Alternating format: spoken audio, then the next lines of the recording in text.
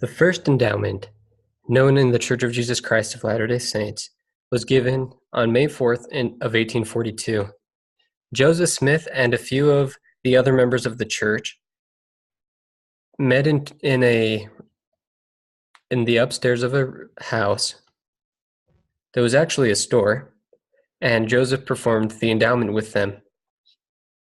The people that were in attendance, according to Joseph, were General James Adams, Hyrum Smith, Joseph's brother, Bishops Newell K. Whitney and George Miller, and President Brigham Young, and Elders Heber C. Kimball and Willard Richards.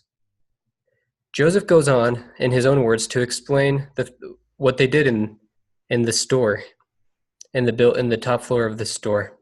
He goes on to say,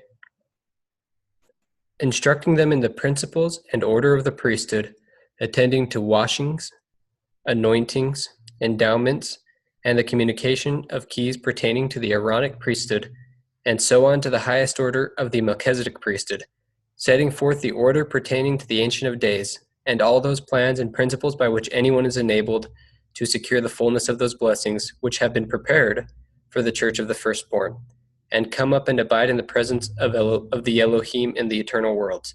And this council was instituted the ancient order of things for the first time in these last days.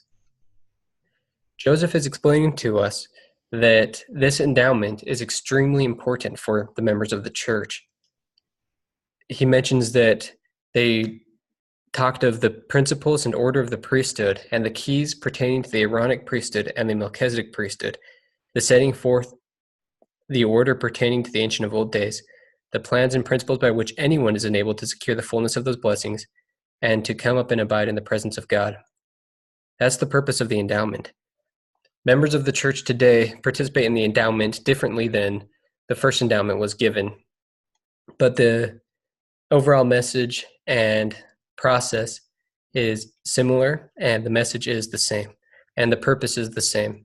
We go through the endowment to be able to prepare us to live with and become like our Heavenly Father. Joseph later said, as soon as the Nauvoo temple and baptismal font are prepared, we calculate to give the elders of Israel their washings and anointings, and attend to those last and more impressive ordinances, without which we cannot obtain celestial thrones.